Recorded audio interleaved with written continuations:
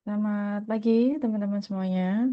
Terima kasih hari ini sudah ada Kak Yani dan Kak Vanessa yang sudah hadir di agenda edukasi pajak kita yang rutin kita adakan setiap hari Senin sampai dengan Kamis di jam 9 sampai jam 12 siang. Perkenalan dulu, nama saya Snamirawati sebagai sekretaris di AKP 2 Pencapsu Jakarta dan juga ada Kak Anggi sebagai sekretaris dari Konatan. Nah, Konatan ini sebagai Nathan Thomas ya sebagai ketua dari AKP 2 Pencap Yogyakarta.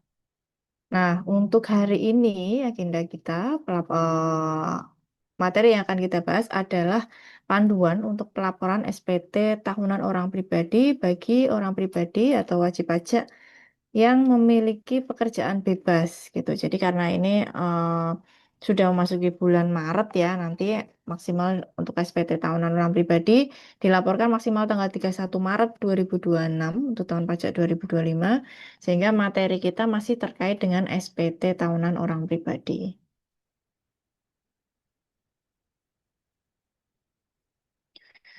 Oke.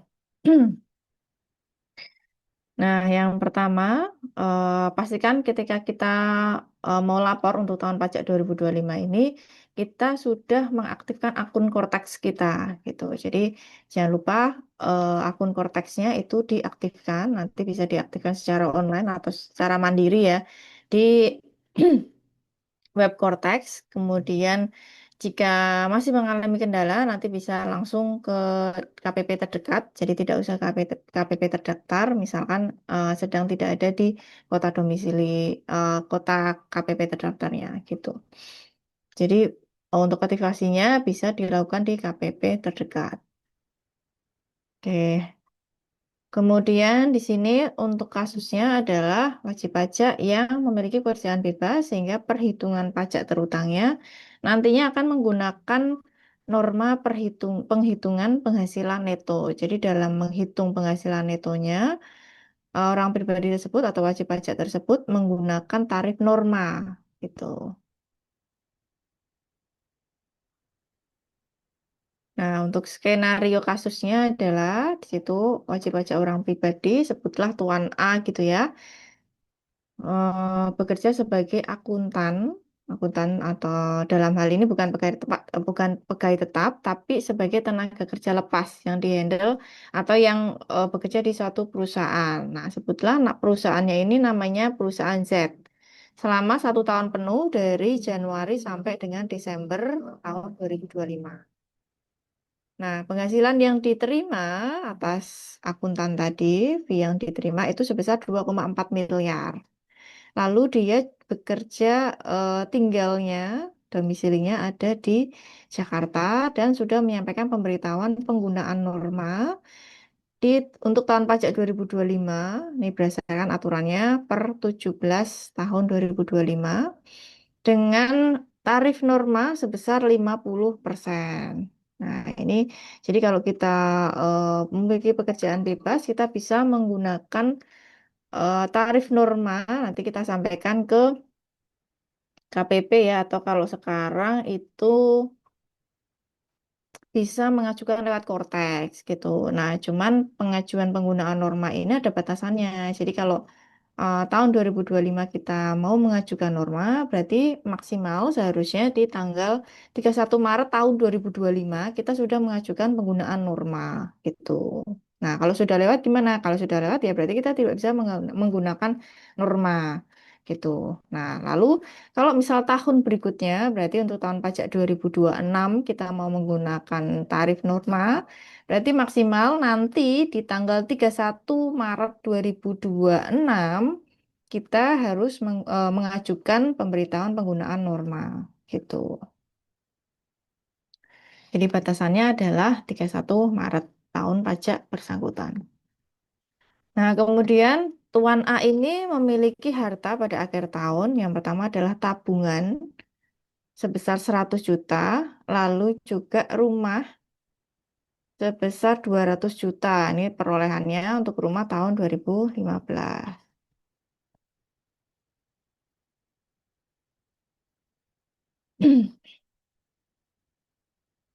Lalu hutang yang dimiliki ada satu hutang di Bank XYZ nih sejak tahun 2018. Lalu saldo hutangnya per 31 Desember 2025 itu ada 30 juta. Jadi harta, hutang, penghasilan nanti kita harus laporkan di SPT tahunan. Oke, kemudian kredit pajak. Nah, ini tidak memiliki kredit pajak kecuali ada PPh satu. Jadi kredit pajaknya untuk Tuan A itu hanya punya kredit pajak PPh satu sebesar 4,8 juta. Nah, gunanya kredit pajak ini nanti akan digunakan sebagai pengurang pajak terutang Tuan A tadi di akhir tahun. Jadi atas penghasilan apa namanya fee akuntan tadi karena sifatnya tidak final, kemudian dipotong PPh satu sehingga pada nanti saat penyusunan SPT tahunan orang pribadi, nah itu penghasilannya akan dihitung ulang, kemudian kredit pajaknya sebesar 4,8 juta. Lalu PTKP-nya adalah kawin dengan satu tanggungan. Jadi sudah menikah dengan satu tanggungan. Tanggungan ini bisa berupa anak ataupun orang tua ya. Anak itu bisa anak angkat, anak tiri, anak kandung, seperti itu. Lalu orang tua itu bisa orang tua kandung maupun orang tua mertua itu juga boleh jadi tanggungan. Lalu berikutnya adalah tidak memiliki pembayaran angsuran PPh lima tahun pajak 2025. Kemudian tidak memiliki pengurang berupa pembayaran zakat atau sumbangan wajib keagamaan yang disampaikan eh, kepada lembaga keagamaan yang dibuat atau disahkan oleh pemerintah, serta kompensasi kerugian. Oke, dari kasus ini kemudian nanti kita akan menyusun SPT tahunan orang pribadi untuk tahun pajak 2025.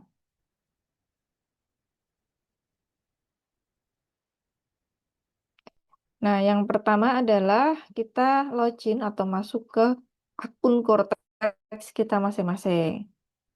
Ya, jadi pastikan sebelum kita lapor SPT tahunan, Cortex kita atau akun Cortex kita itu sudah diaktifasi. Nah, yang pertama kita masuk ke web Cortex dulu, ya di cortex.pajak.go.id. Lalu kita masukkan NIK kita masing-masing 16 digit. Kemudian kata sandi Cortex ya, bukan kata sandi DJP. Jadi kalau misal memang kata sandi antara Cortex dan DJP itu dibuat sama supaya tidak lupa, nah berarti yang dipakai boleh sama. Kemudian eh, kode uniknya di sini. Nah, ini kita masukkan lalu kita pilih login.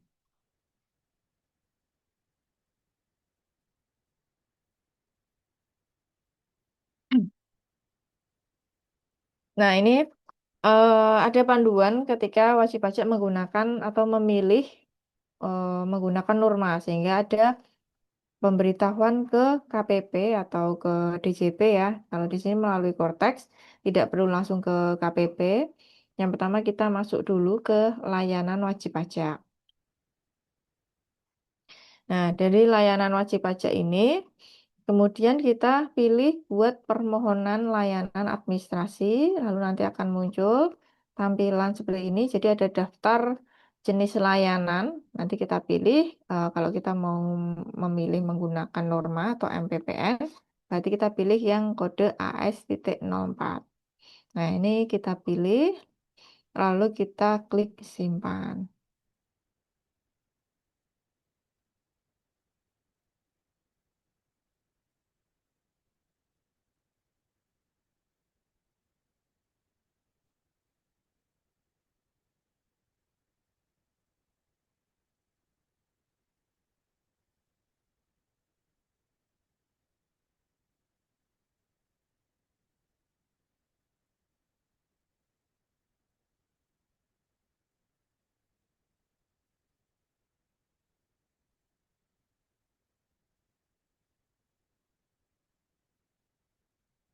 Oke.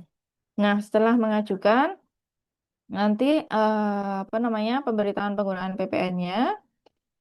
Nah, itu kita masuk di lanjutkan ya kita lanjutkan di detail kasus, kemudian di bagian informasi umum. Nah, ini.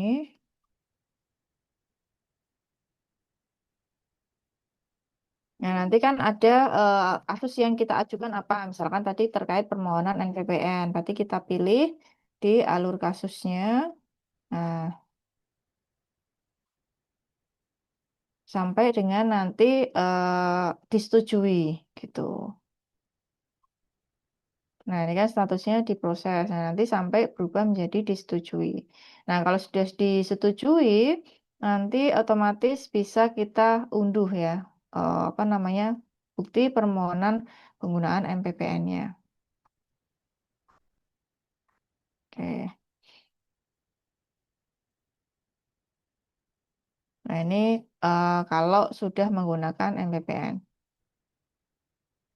Nah, kemudian eh, selanjutnya adalah kita membuat konsep SPT tahunan atau draft SPT tahunan untuk tahun pajak 2025.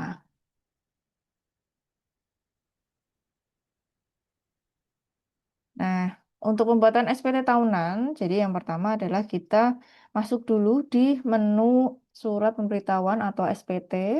Nah, di SPT nanti kita pilih atau create sini ya buat konsep SPT. Nah, nanti akan muncul satu konsep SPT. Nah, jadi kalau kita pilih buat konsep, nanti ada dialog kotak dialog lagi. Misal kita mau bikin konsep apa nih kalau terkait dengan SPT tahunan orang pribadi, berarti kita pilih yang PPH orang pribadi, lalu kita pilih lanjut, kemudian kita checklist untuk SPT tahunan, kemudian tahun pajaknya, sorry, periode pembukuannya atau tahun pajaknya kita pilih Januari sampai Desember 2025. Lalu kita pilih lanjut. Nah, nanti SPT-nya modelnya kita pilih yang normal, bukan pembetulan. Tapi bedanya kalau yang normal itu SPT yang baru pertama kita laporkan untuk jenis jenis pajak dan tahun pajak gitu. Jadi kalau misal SPT-nya sudah pernah kita laporkan sebelumnya, kemudian kita mau buat konsep lagi, nah itu artinya kita buat pembetulan SPT gitu. Nah, kalau sudah kita klik buat konsep.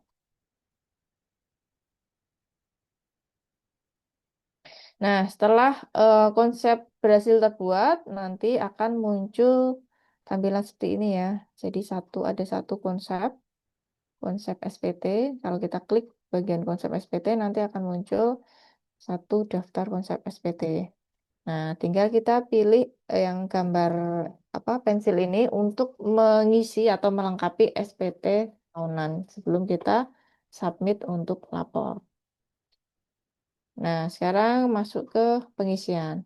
Sebelum masuk ke pengisian, mungkin ada teman-teman yang masih bingung terkait pembuatan konsep SPT-nya. Silahkan, Kak Yani atau Kak Vanessa.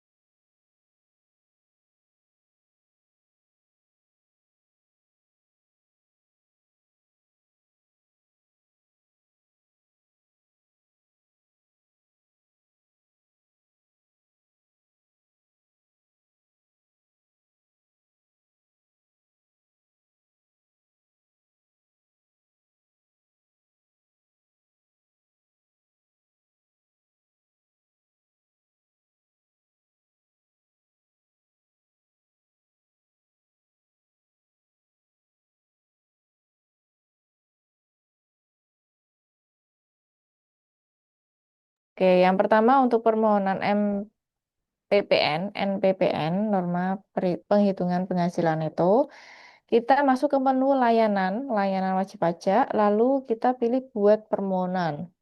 Nah, setelah itu nanti akan muncul kotak dialog lagi. Di sini ada daftar layanan wajib pajak gitu.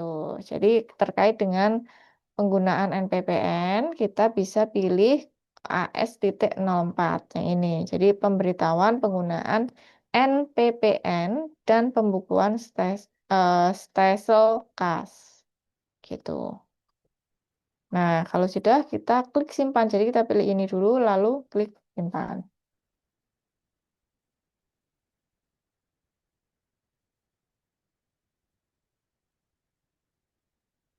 Nah, kalau kita sudah klik simpan, nanti kan kita dapat tiket nih, tiket permohonan. Misalkan kita dapat tiket permohonannya P0024 sekian-sekian gitu. Nah, dari tiket tadi kita masuk ke informasi umum, detailnya gitu ya.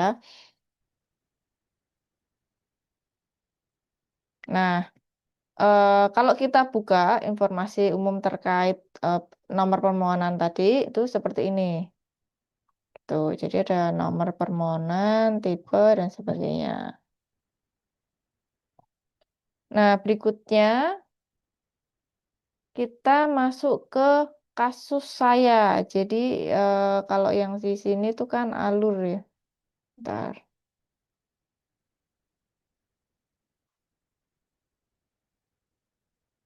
Di kasus saya.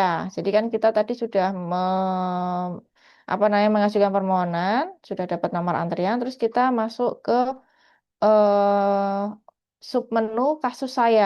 Jadi kalau di menu portal saya itu ada submenu kasus saya. Nah, ini untuk memantau proses persetujuan atas pemberitahuan NPPN gitu. Kemudian setelah masuk di menu kasus saya, nah nanti akan ada satu kasus.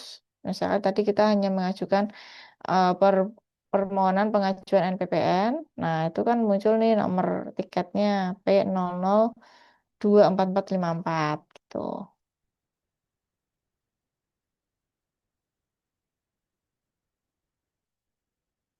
Oke, kemudian, nah ini kan statusnya masih proses.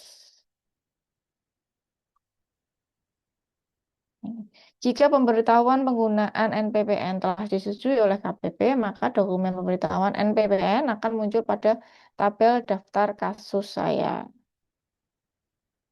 Gitu.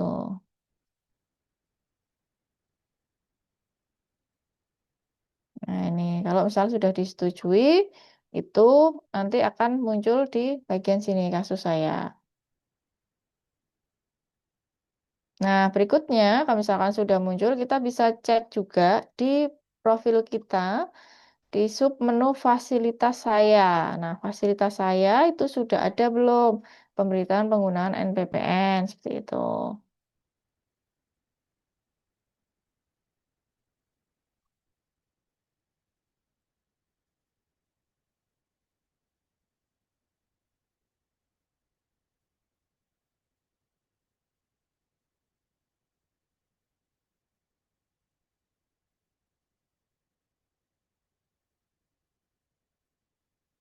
Oke, ini kalau sudah kita unduh gitu. Jadi nanti file ini misalkan sudah di ACC atau disetujui, nanti filenya bisa kita unduh formatnya PDF tuh, gitu. Nah, sampai sini Kak Yani sudah pahamkah untuk permohonan pengajuan NPPN?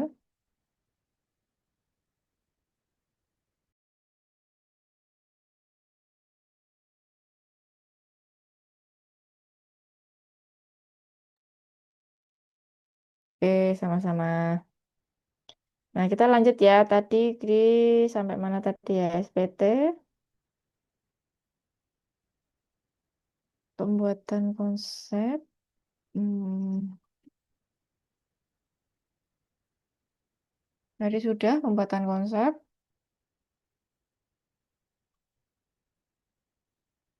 Sekarang pengisian induk SPT.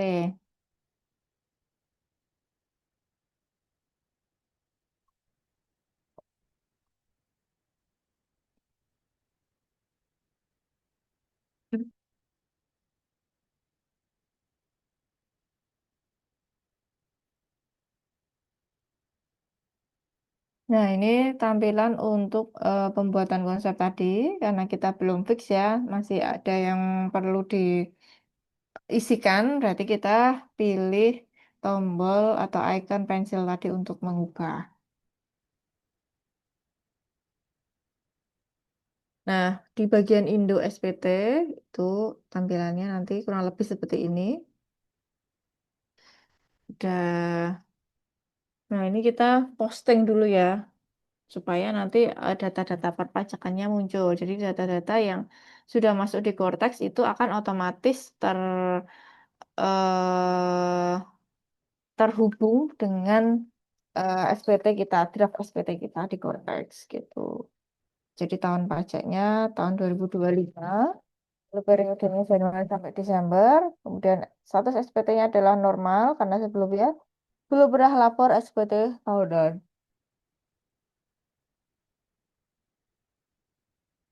Lalu untuk sumber penghasilan kita pilih pekerjaan bebas. Jadi nanti sumber penghasilan itu ada macam-macam.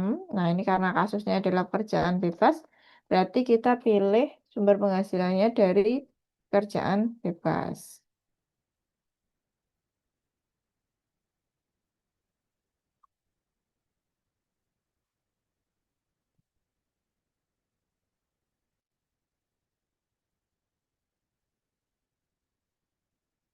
Oke, nah yang pertama adalah Indo SPT.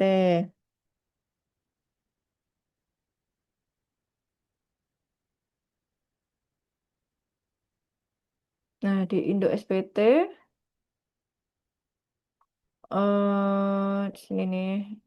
Hmm, ini tadi ya.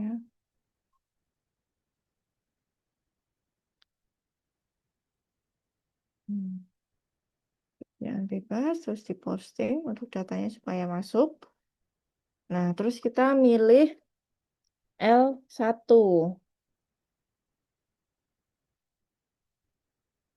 Nah, L1 atau lampiran satu. Eh,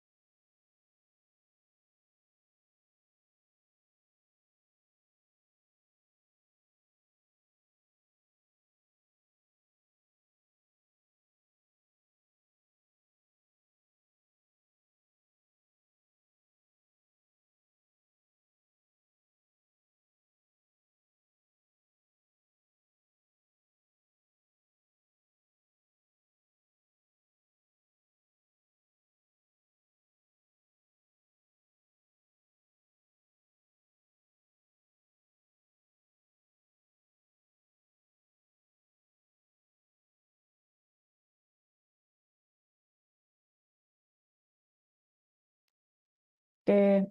Hmm.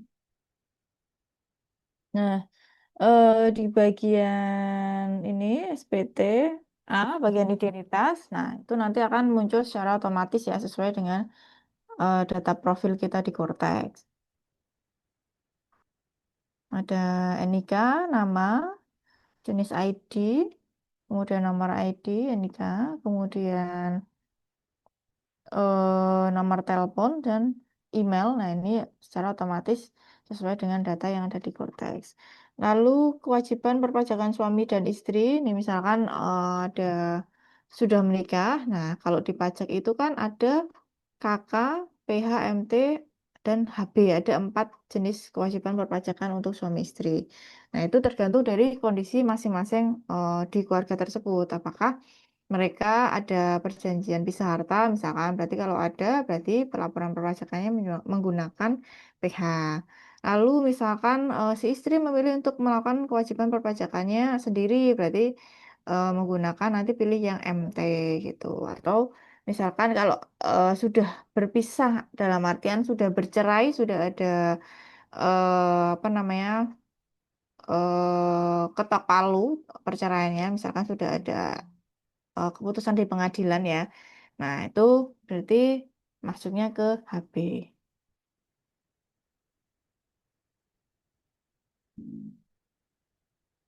Oke, kemudian bagian B, ikhtisar penghasilan neto. Nah, ini SPT tahunan kalau kita di yang sekarang gitu ya. Nah, itu ada semacam pertanyaan ya tidak ya tidak gitu. Nah, ya tidaknya itu jawaban kita ya tidak itu akan menentukan lampiran kita, lampiran SPT tahunannya gitu. Jadi misalkan kalau kita pilih apakah Anda menerima penghasilan dalam negeri dari pekerjaan, kita pilih tidak tuh. Nah, kalau tidak berarti kita lanjut ke berikutnya. Tapi kalau misalkan ada, nah itu ada lampiran lagi L sekian gitu. Kemudian, apakah Anda menerima penghasilan dalam negeri dari usaha atau pekerjaan? Nah, kita pilih ya, karena tadi kan meskipun bukan karyawan tetap, tapi Tuan A tadi mendapatkan penghasilan di dalam negeri yang bersumber dari pekerjaan.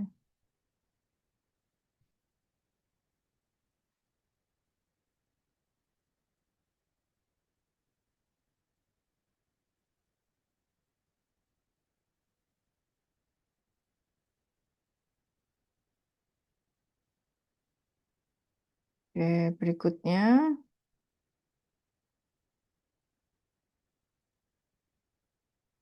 apakah Anda termasuk orang yang memiliki peredaran bruto tertentu? Tidak, kita pilih tidak karena apa namanya penghasilannya tadi hanya dari pekerjaan sebagai akuntan. Lalu apakah Anda menggunakan norma dalam perhitungan penghasilan netonya? Nah, kita pilih tidak juga.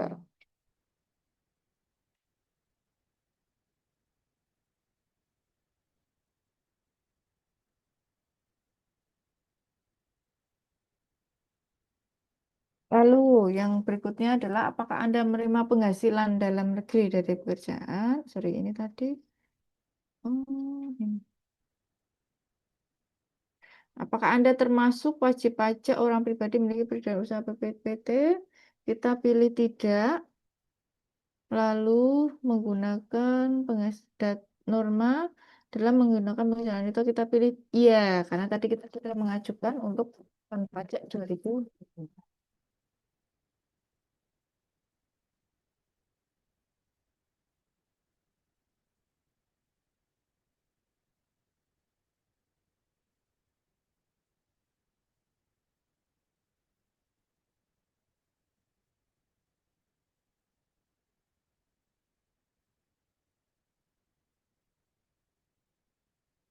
Oke, lalu berikutnya adalah perhitungan pajak terutang.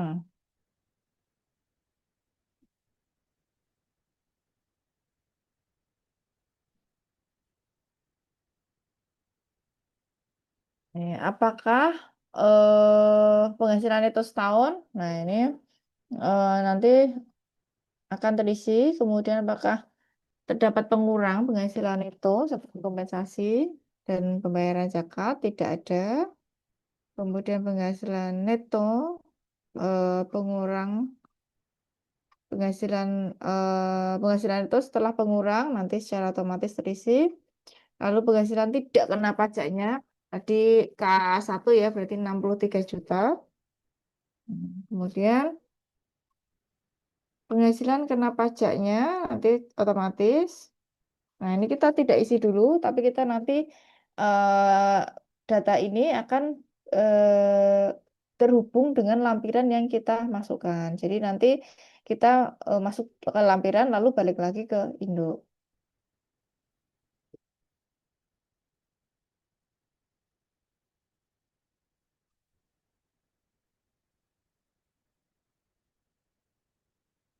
Nah, terus ini bagian Indo untuk perhitungan pajak terutang. Nah, ini masih kosong semua ya, karena nanti kita akan dari lampiran kita balik lagi ke bagian sini.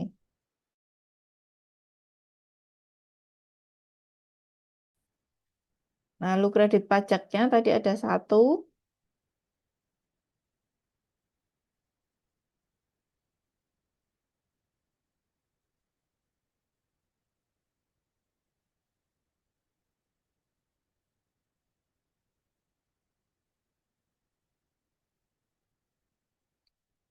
Kemudian di bagian E untuk menghitung kurang atau lebih bayar. Nah, ini nanti juga akan terisi kalau kita sudah input semua lampiran.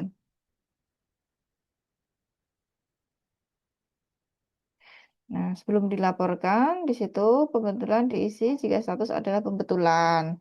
Lalu di bagian G, permohonan pengembalian lebih bayar diisi jika status SPT adalah lebih bayar.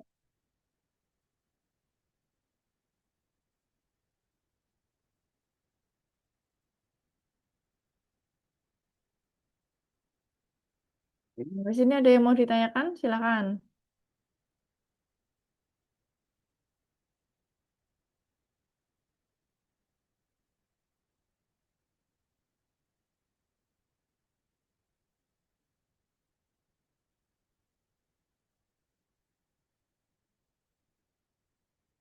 Oke,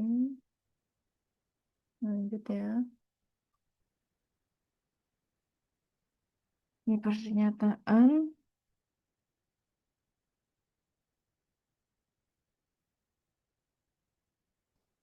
Sekarang kita ngisi bagian pernyataan. Itu pada eh, apakah ada harta pada akhir tahun? Kita pilih iya karena kita ada harta tadi dan hutang juga. Apakah Anda menerima penghasilan yang dinaikkan bersifat final? Tidak. Apakah Anda menerima penghasilan tidak termasuk biaya pajak? Juga tidak. Melaporkan entertainment biaya promosi juga tidak. Lalu berikutnya adalah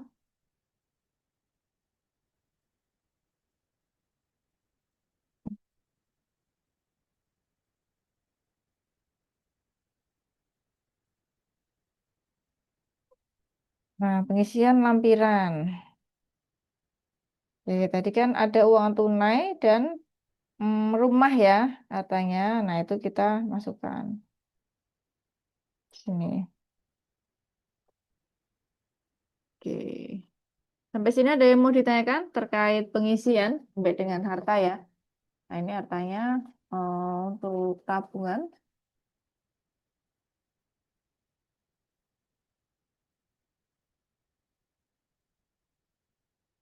Apakah pemilihan metode NPPN itu sama dengan metode pencatatan pada SPT tahun lalu dari Kak Yani?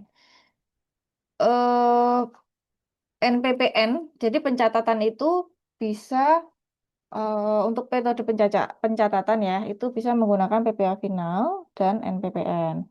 Nah, kalau apa namanya PPA final itu dari omset kotor. Jadi misalkan omset kotor langsung dikalikan tarif finalnya ya 0,5%. Lalu untuk NPPN itu sama-sama pencatatan, cuman dia tidak menggunakan PPh final 0,5%. Jadi nanti dalam perhitungan PPh terutangnya itu berdasarkan penghasilan neto yang dihitung menggunakan tarif norma tadi. Jadi ada persentase norma untuk misalkan tadi sebagai akuntan gitu ya. Jadi kalau kita lihat lagi di aturan PP 23 tahun 2018 yang sekarang diperbarui menjadi PP 55 tahun 2022. Nah, itu ada klausul yang mengatakan bahwa untuk wajib pajak yang melakukan pekerjaan bebas, intinya melakukan pekerjaan bebas atau menyerahkan jasa yang berkaitan dengan pekerjaan bebas, nah itu tidak diperbolehkan menggunakan tarif final 0,5%. Jadi, nah bagi yang tidak boleh menggunakan final tersebut, bisa menggunakan metode pencatatan melalui NPPN, mengajukan NPPN ataupun bisa menggunakan ini tarif pasal 17 gitu. Jadi nanti perhitungannya menggunakan tarif pasal 17, tidak boleh pakai yang final. Tuh.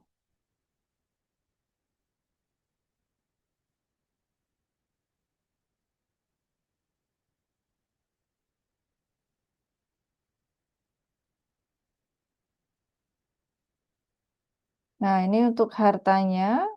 Ya, kita masukkan satu persatu. Jadi kalau harta itu memang sekarang lebih detail ya. Kalau dulu di DJP, waktu di DJP, di EFOM misalkan. Nah, itu kan kita hanya mencantumkan jenis hartanya apa, misal tanah dan bangunan. Lalu nominalnya berapa, tahun perolehannya, seperti itu. Nah, sekarang di Cortex itu lebih detail lagi. Jadi misalkan bangunannya itu tanah luasnya berapa, luas bangunan sama tanahnya berapa, kayak gitu. Nah, ini untuk yang bank. Bank juga di bank ini kita masukkan rekening banknya berapa, kemudian atas nama siapa, lalu di bank mana, lokasinya di mana. Nah, itu harus jelas sekarang. Gitu. Nah, ini contoh untuk yang tanah dan bangunan ya. Jadi di situ lokasinya di mana, kemudian ukuran tanah bangunannya juga berapa, sumbernya dari mana, nomor SHM-nya berapa, seperti itu. Kemudian hutang bank ini juga dimasukkan detailnya di bank mana, NPWP-nya berapa, nah itu. Nah, lalu setelah eh harta hutang. Nah, ini ada anggota keluarga. Jadi bagi yang sudah menikah, sudah punya keluarga, nah itu wajib melaporkan daftar anggota keluarga yang menjadi tanggungannya. Gitu. Misalkan tadi adalah K1 ya, jadi punya satu tanggungan. Misalkan di situ adalah ternyata anak, jadi satu istri dengan menikah, kemudian dengan satu punya tanggungan satu anak gitu.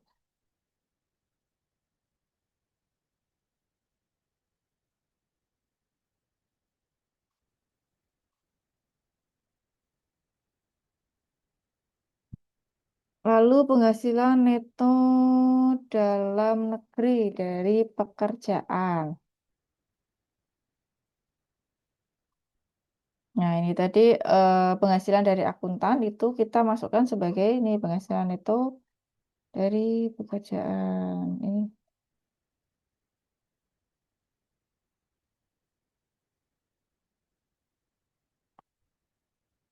Nah, ini misalkan dia tadi sebagai karyawan tetap di satu perusahaan, nanti akan otomatis terisi berdasarkan bukti foto K1 gitu. Nah, kemudian di bagian E ada daftar bukti potong.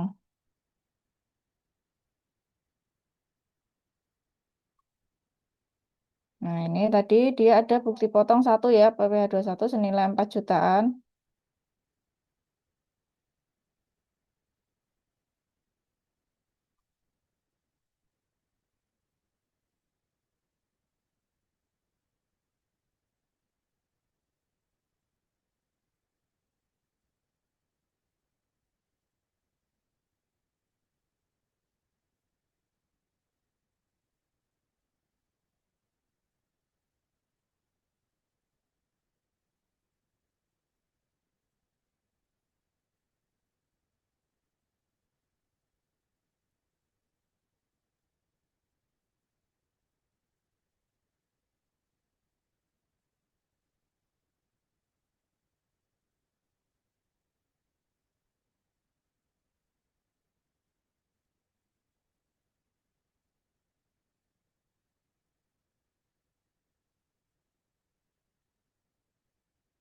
Nah, ini bukti potongnya otomatis nanti akan muncul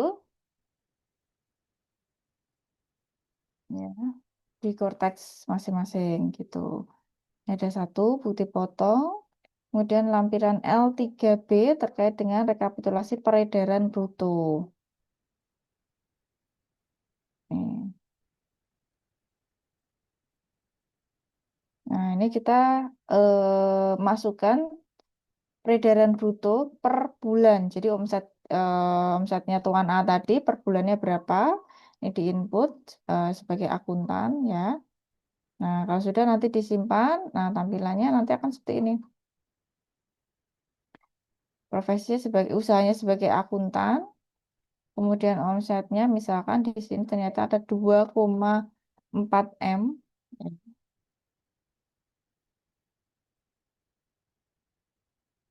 Nah, lalu, nah ini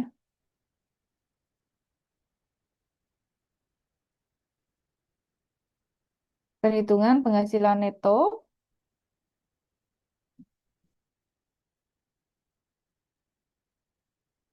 Nah, ini perhitungan penghasilan netonya. Jadi, karena tadi menggunakan tarif norma ya untuk menghitung penghasilan netonya, sehingga nanti dihitung menggunakan pasal 17 atau tarif umum. Nah, dari tarif norma 50% tadi di diperoleh penghasilan neto sebesar 1,2 miliar. Nah, 1,2 miliar nanti, nah ini akan dibawa ke induk untuk dihitung berapa pajak terutang selama 1 tahun. Itu. Nah, kemudian di sini kita simpan, lalu nanti di bagian induk akan muncul. Sebentar. Nah, di bagian induk, nah ini ada penghasilan neto dari usaha atau pekerjaan bebas. Nah, ini akan otomatis muncul 1,2 miliar. Nah, lalu untuk perhitungan pajaknya masih dikurangi lagi PTKP. PTKP-nya tadi adalah K1, ya. K1 berarti 63 juta. Dikurangi dulu 63 juta, lalu dikali eh, pasal 17 tarif umum untuk orang pribadi. Jadi yang 5%, 15% sampai dengan 35% paling tinggi itu.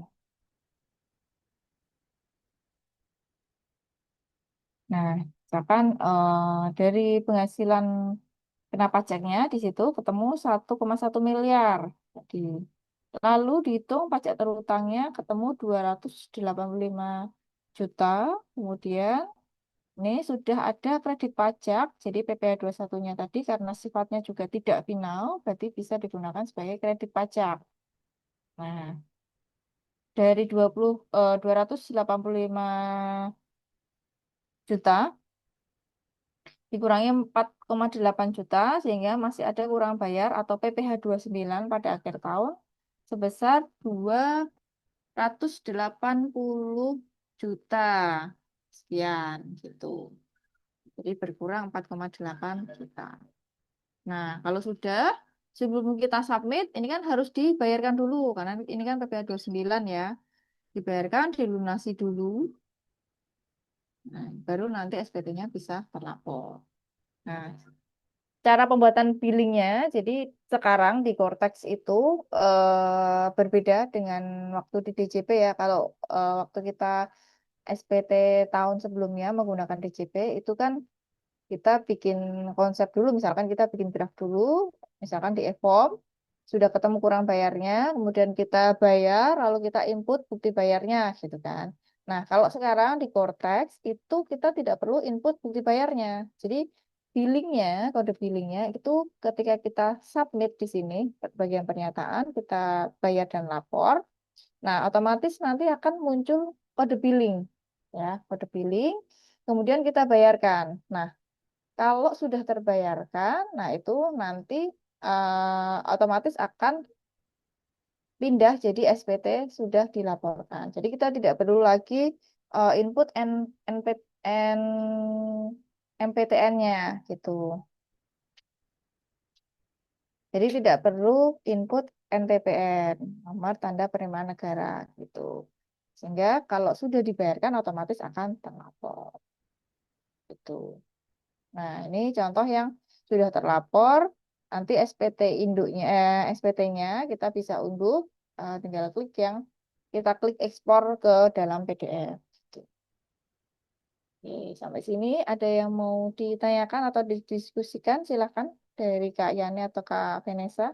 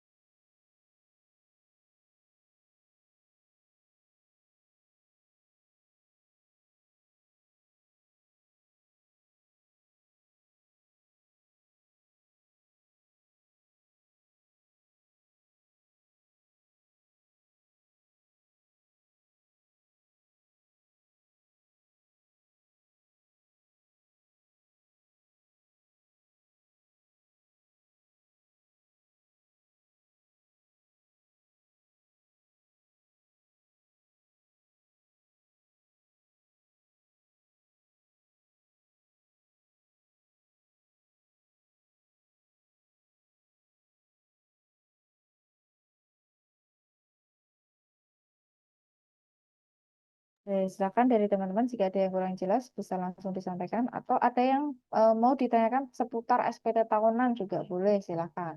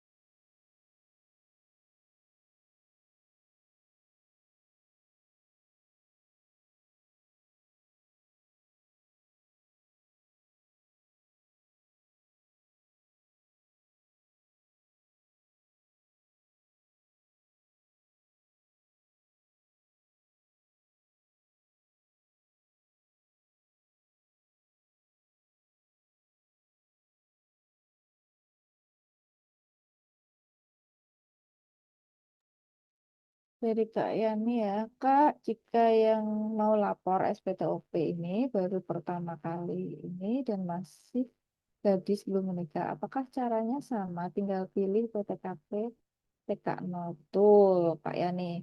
Nah, Kak Yani saat ini bekerja sebagai karyawan, kemudian dapat bukti potong A1 atau bagaimana?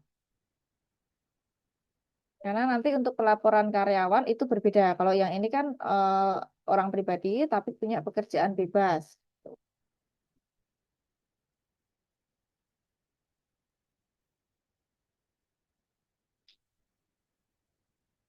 Terus dari Kak Vanessa, Kak tadi em, Kakak ada klik tombol PDF. Apakah setiap mau submit harus klik PDF tersebut? Oh enggak, PDF itu diunduh ini ya. Nah, PDF ini diunduh ketika kita sudah lapor gitu. Jadi kalau kita belum lapor, draftnya, apa SPT-nya itu belum bisa kita unduh. Jadi hanya bisa kita lihat di korteksnya itu. Gitu. Nah, jadi kan gini. Tadi kan ada kurang bayar ya, kurang bayar 280 jutaan.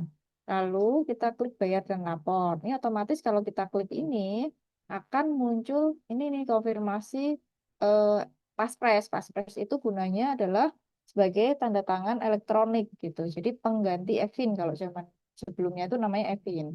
Nah, jadi wajib pajak itu penggunaan apa namanya tanda tangannya itu menggunakan Paspres atau Sertel sertifikat digital boleh sertifikat otoris sertifikat elektronik juga boleh sertifikat kalau saya nyebutnya Sertel gitu ya supaya nggak terlalu panjang Sertel Cortex-nya gitu.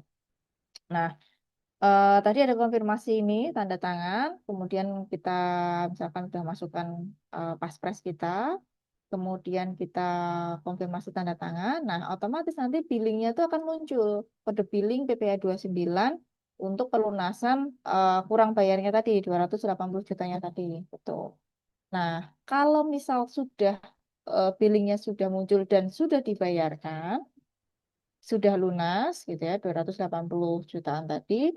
Nah, otomatis SPT kita yang tadi awalnya masuk di menunggu pembayaran, jadi di konsep, kemudian kita klik bayar dan lapor, nanti akan masuk di yang di sini, SPT menunggu pembayaran. Nah, kemudian misalkan billingnya sudah dibayarkan, itu otomatis akan pindah ke SPT sudah dilaporkan, SPT dilaporkan, gitu.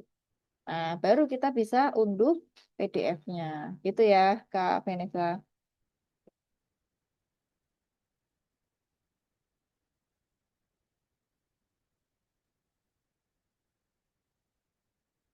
Oh, Kak Yani mau melaporkan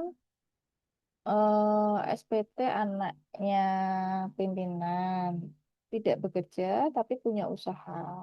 Nah, usahanya itu apakah menggunakan PPh final UMKM atau usahanya menggunakan norma tadi? Nah, ada dua nih. Mana yang dipakai? Gitu.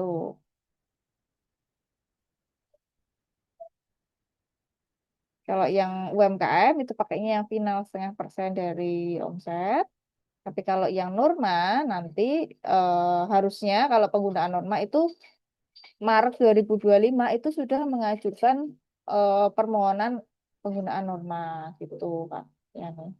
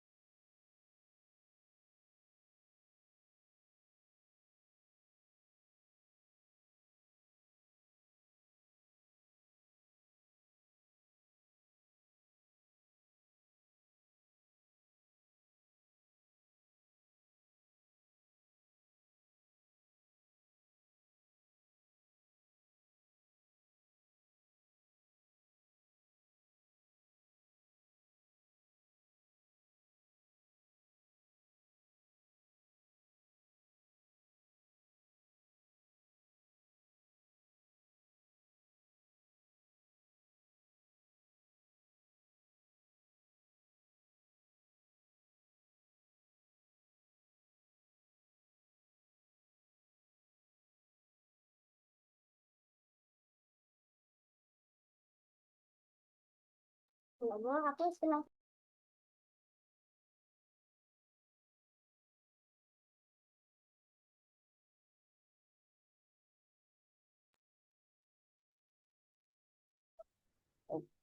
gitu ya Kak Vanessa. Tadi sudah jelas dengan penjelasan yang sudah saya sampaikan atau masih ada yang kurang jelas?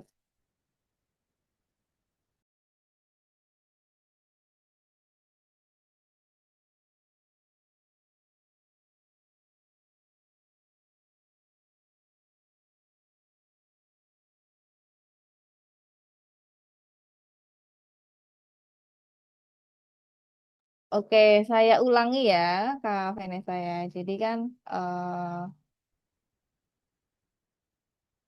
ini kan tadi kita sudah menghitung pajak terutangnya, ketemu PPh 29-nya ada 280 juta ini. Nah, 280 juta ini kan harus dilunasi, harus dibayarkan apa pajaknya gitu kan. Nah, kalau di Cortex itu kan sekarang kalau misal kita sudah bayar otomatis SPT akan terlaporkan, tapi dengan cara kita submit dulu SPT-nya gitu. Nah, caranya kalau kita sudah selesai perhitungannya, kemudian kita klik bayar dan lapor. Nah, ketika klik bayar dan lapor, nanti akan muncul konfirmasi Paspresnya. Paspres itu sertifikat digital di Cortex untuk mengganti tanda tangan kita, gitu. Jadi pengganti tanda tangan kita tuh pakainya Paspres ini, gitu ya.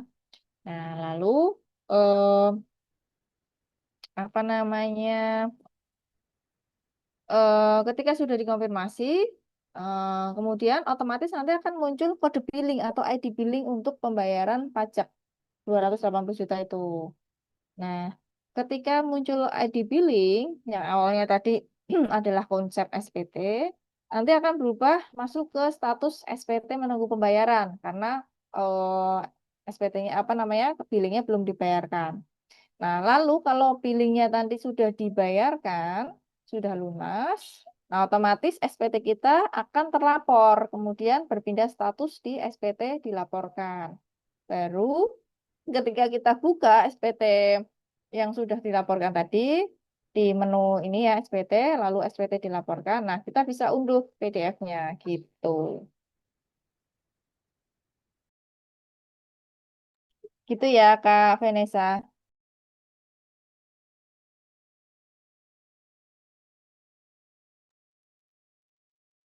Kak Yani, di era Cortex ini ada beberapa pilihan untuk metode SPT, NPPN, pembukuan, terus apa lagi?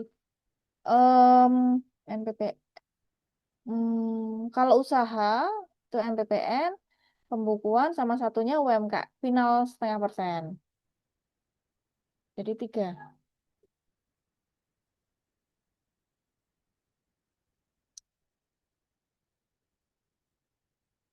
pembukuan, NPPN, dan final.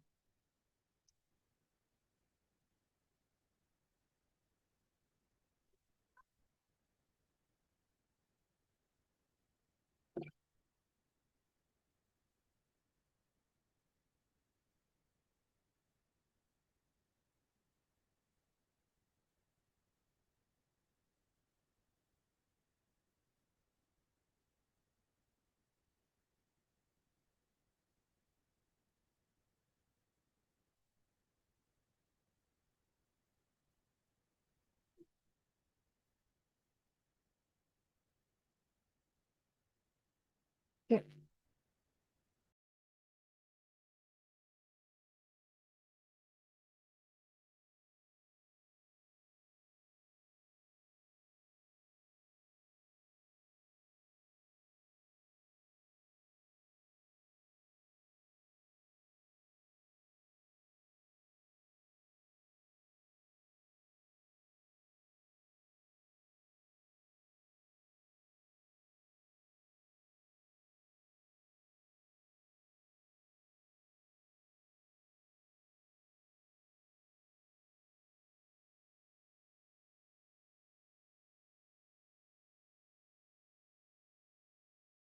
Itu ya teman-teman, silahkan ada yang ingin ditanyakan lagi, jadi kita diskusi aja ya hari ini ya.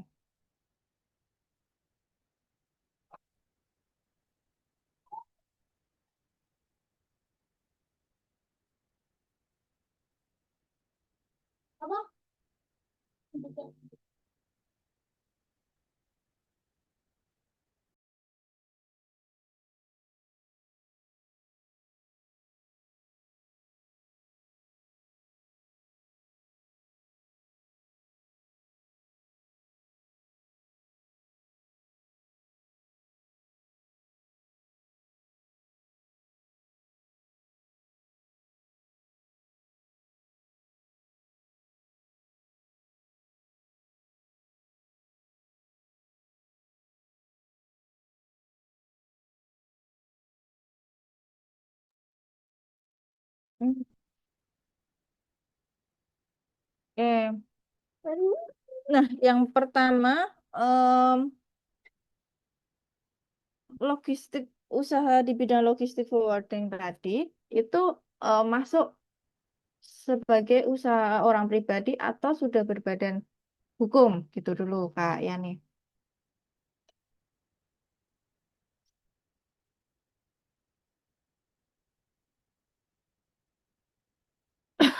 Jadi penggunaan PPA final itu ada batasan jangka waktu.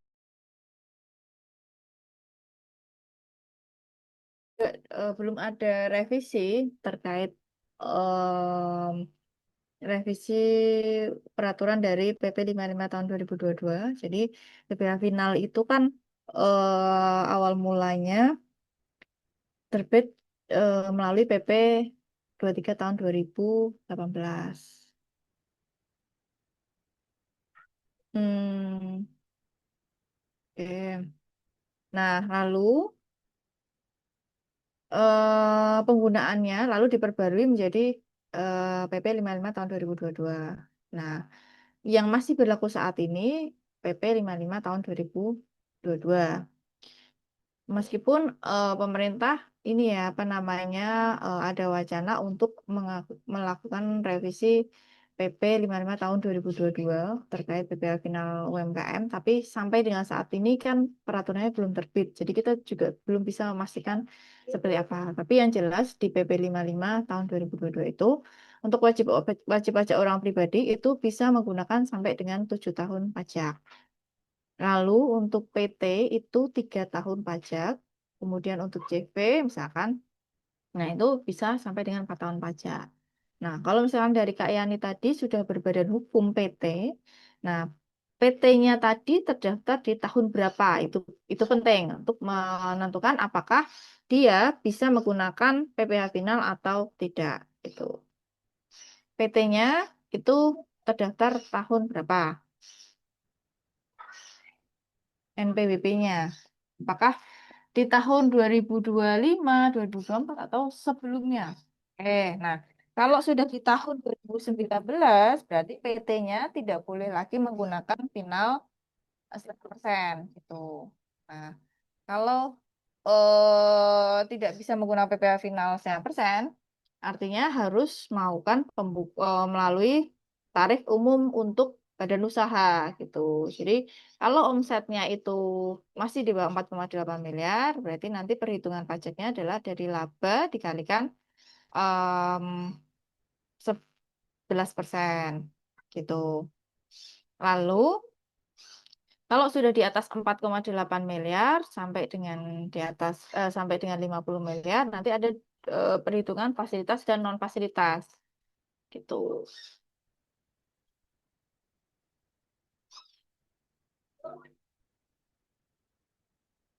Gitu ya, Kak Yani. Jadi kalau tadi dia sudah berbadan hukum, nah kita lihat dulu nih omsetnya dia berapa.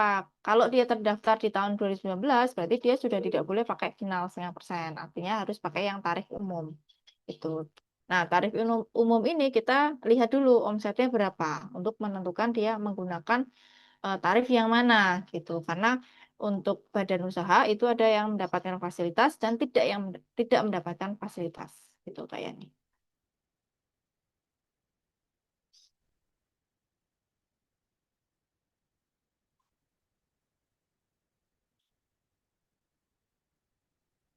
Oke, silakan dari teman-teman yang lain.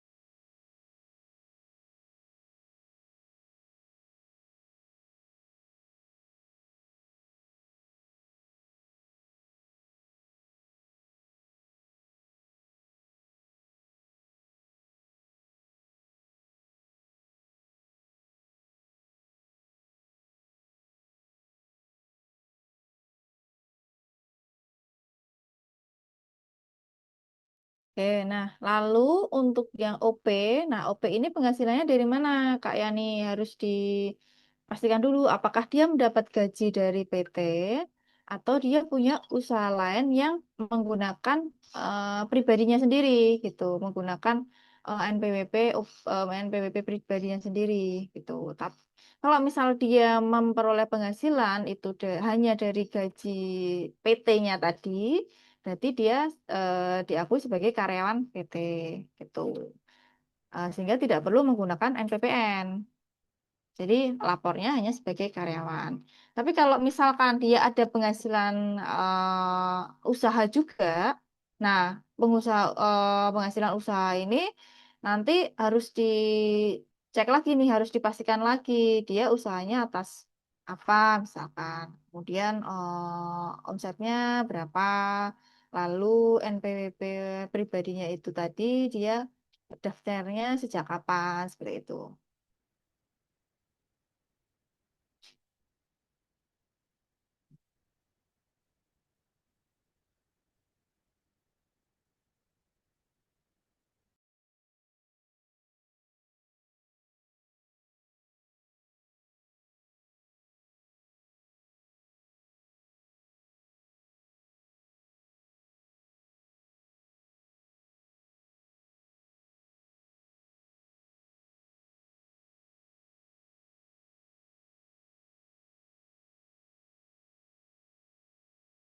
Iya, sama-sama.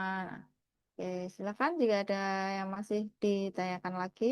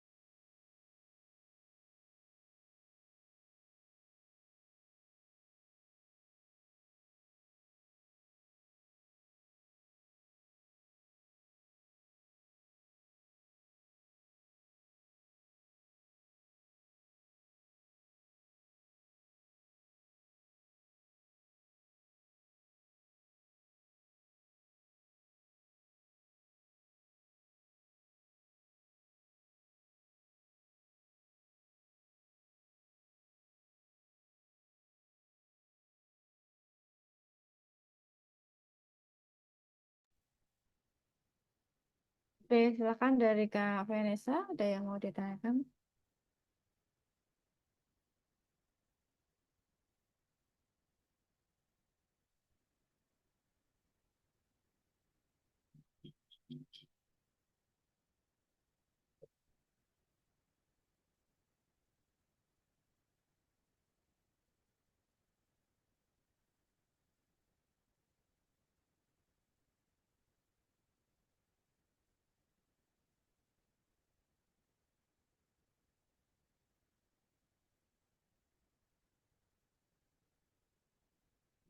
Baik, kita lanjut ke SPTOP untuk karyawan ya. Nah, ini misalkan seorang orang pribadi bekerja sebagai karyawan di suatu perusahaan. Nah, kemudian sudah punya NPWP. Kalau sekarang misalkan NIK-nya NIK kan sama dengan NPWP. Nah, lalu penghasilannya itu sudah di atas PTKP sehingga diwajibkan untuk melapor punya NPWP gitu. Nah, contohnya di sini adalah Tuan A ini bekerja sebagai karyawan di suatu perusahaan. Ini dapat bukti potong A1. Bukti potong A1 itu untuk yang karyawan tetap ya. Brutonya sebesar 533 juta, lalu bukti potongnya 87 juta sekian. PTKP-nya adalah TK0, tidak punya tanggungan. Lalu dia memiliki harta pada akhir tahun, eh, uang tunai 300 juta, kemudian mobil, ini ada mobil dengan harga 200 juta. Kemudian dia juga ada hutang. Nah, ini hutangnya sebesar 200 juta. Ya. Nah, lalu kredit pajaknya PPh satu yang dipotong oleh pemberi kerja itu ada 87.375.000 dan tidak ada pengurang lain, zakat ataupun sumbangan. Nah, dari apa namanya skenario ini kita nanti akan buat SPT tahunan orang pribadi yang memiliki penghasilan dari gaji. Jadi dia berprofesi sebagai karyawan. Tuh. Nah, yang pertama sama seperti tadi ya kita login dulu ke Cortex-nya. Jadi pastikan kita sudah memiliki akun Cortex gitu sebelum melapor SPT tahunan. Nah, karena dia tadi karyawan, berarti bukti potongnya itu bisa diunduh di menu dokumen saya. Jadi di menu portal saya nanti ada sub menu, pilih yang dokumen saya. Nah, di dokumen saya, misalkan masih kosongan ya, belum ada datanya apa-apa. Nah, kita perlu klik refresh ini supaya memunculkan data. Jadi update datanya di sini. Nah, kalau sudah kita klik refresh, nanti akan muncul bukti potong yang terbit atas nama kita. Lalu eh berikutnya adalah kita, nah ini bukti potongnya, contoh bukti potong, tampilannya seperti ini. Cuman angka ini tidak sesuai dengan skenario yang tadi gitu. Jadi ini cuma contoh untuk tampilan bukti potong A1 itu seperti ini. Nah, kemudian pembuatan konsepnya di situ. Pembuatan konsep sama seperti tadi, kita masuk ke menu SPT, buat konsepnya, ya, buat konsep. Tuh. Nih, setelah dibuat konsep, nanti kita ubah, kita edit dengan cara klik tombol ubah atau icon pensil ini. Nah, kemudian di bagian induk kita pilih pencatatan, bukan pembukuan ya, pencatatan. Lalu kita posting supaya datanya juga terhubung atau ngelink ke SPT kita. Nah, lalu ya dengan sumber penghasilannya. Kalau yang pertama, contoh pertama tadi dari pekerjaan bebas, kalau yang ini bersumber dari pekerjaan. Betul. Nah, ini bagian identitasnya akan muncul secara otomatis. Lalu, di bagian penghasilan neto, nah ini sifatnya kayak kuesioner gitu ya, ya tidak, ya tidak. Nah, ketika kita jawab ya, nanti akan misalkan muncul harus mengisi lampiran dan sebagainya. Tidak, maka nanti lanjut ke berikutnya. Jadi, ya jawaban ya tidak ini tergantung dari kondisi masing-masing wajib pajak. Cuman kalau untuk sesuai dengan skenario yang saat ini sebagai karyawan, berarti dia penghasilannya diperoleh dari pekerjaan kita pilih. Ya,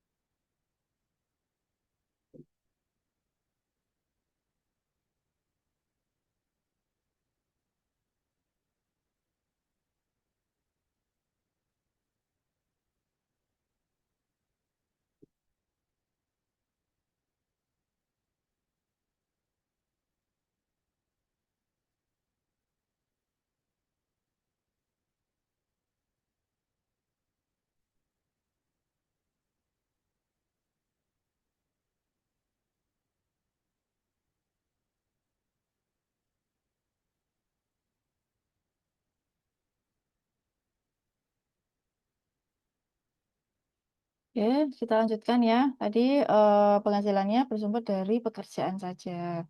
Lalu untuk perhitungan PPh terutang itu akan otomatis nanti muncul sesuai dengan data bukti potong kita, gitu. Jadi terisi secara sistem. Nah, berikutnya kredit pajaknya. Kredit pajaknya itu nanti juga apa namanya terisi otomatis juga sesuai dengan data kredit pajak yang muncul.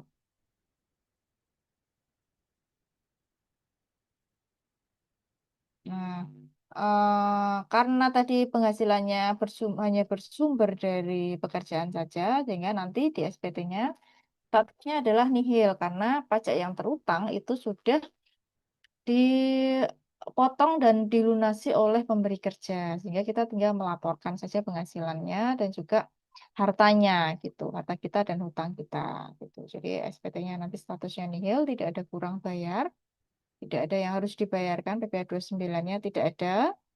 Lalu di bagian lampiran nanti harta, ini kita tidak ada. Nah, lampirannya nanti harta tadi ada uang tunai dan juga ada mobil ya. Ini uang tunai kita isi. Oke, kemudian mobilnya, nah ini mobilnya juga diisi. Nah, setelah itu hutang, hutang juga diisi lengkap.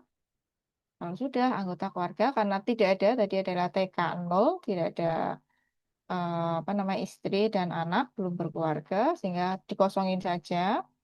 Kemudian penghasilan itu lain dari pekerjaan. Nah, penghasilan dari pekerjaan. Nah, ini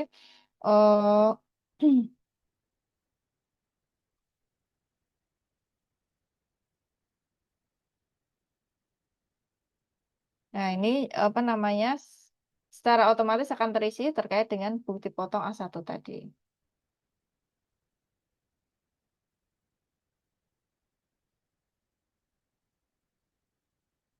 Oke, ini juga bukti fotonya terisi otomatis. Oke. Nah, ini sudah masuk di bagian Indo. Lalu tinggal pelaporan.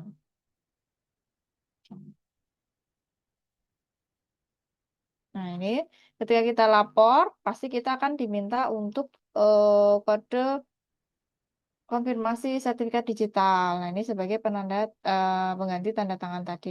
Jadi kita confirm nanti otomatis karena tidak ada kurang bayarnya ya sehingga tidak ada muncul ID billing yang harus dibayarkan. Lalu otomatis nanti SPT-nya akan berubah menjadi SPT dilaporkan. Tuh. Nah, ini contoh PPE-nya. Oke, gitu. Ada yang mau ditanyakan silahkan dari Kak Vanessa ya. Kalau ada yang kurang jelas terkait SPT tahunan orang pribadi dalam hal ini sebagai karyawan.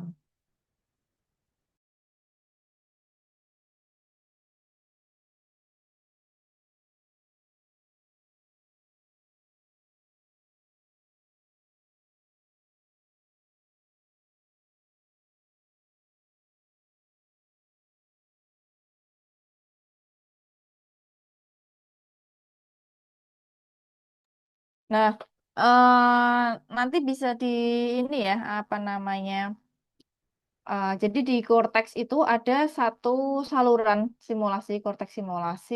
Kalau misalnya mau dicoba, nanti Kak Vanessa bisa mencoba Cortex simulasi. Untuk yang tersedia saat ini OP itu yang karyawan. Jadi untuk yang karyawan ini sudah ada di Cortex simulasi. Gitu.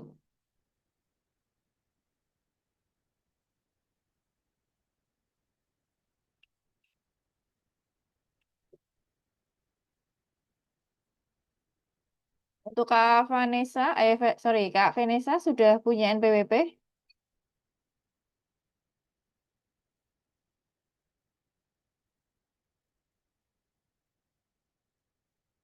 Oke, berarti jangan lupa ya, lapor SPT tahunan untuk tahun pajak 2025 lewat Cortex nanti, maksimal di tanggal 31 Maret 2026.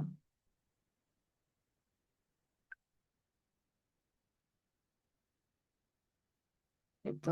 Nah, tergantung nanti dari Kak Vanessa. Sekarang Mas sudah bekerja, maksudnya bekerja di suatu perusahaan atau punya usaha sendiri, Kak Vanessa?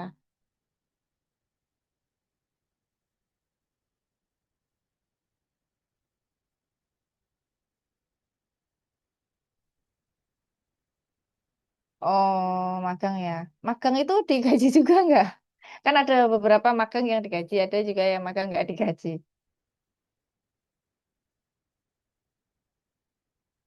Hmm, enggak. Oke, ya udah yang penting lapor aja supaya nanti apa namanya tidak kena sanksi 100.000 ya. Jadi kan kalau kita sudah punya NPWP kita masih aktif, terus kita lupa tidak lapor, nah kita berpotensi nanti dapat sanksi denda atas eh, terlambat laporan tadi ya, itu 100.000 untuk 1 tahun pajak gitu. Tapi kalau memang NPWP-nya misalnya penghasilannya masih di bawah PTKP, nah itu kita bisa mengajukan status non efektif untuk NPWP kita supaya kita tidak tidak ada kewajiban lapor gitu karena kan tadi penghasilannya sudah di masih di bawah PTKP gitu.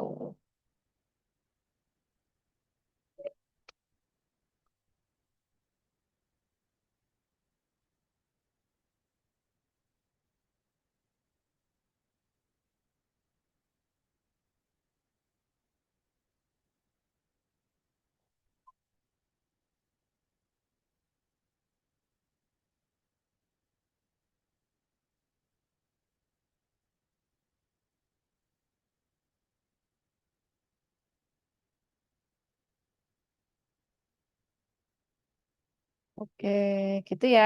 Hmm.